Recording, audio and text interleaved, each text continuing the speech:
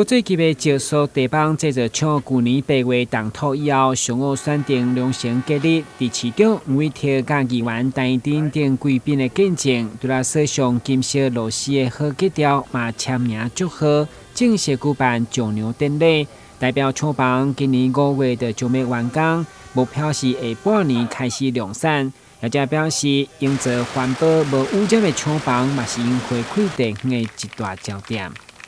这个厂，伊是用回收的材料来做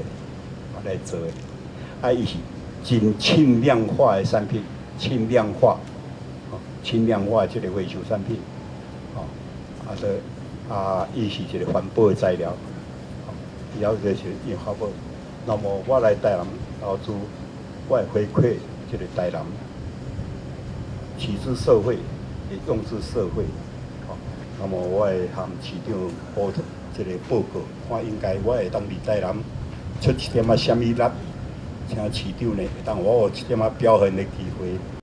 据了解，该集团选定台南投资20个亿来打造是因第2个重要的生产基地。会中市长应邀致辞，除了肯定因投资台南拓展新厂的高效率，嘛表示会全力配合市场需求。那我们地方政府，我上次提过，除了不能把建造跟使照同时发给你之外，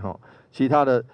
这个我们配合的事项一定全力来配合。有什么碰到什么问题要解决，我们就是希望单一窗口，不管是经发局，不管是劳工局，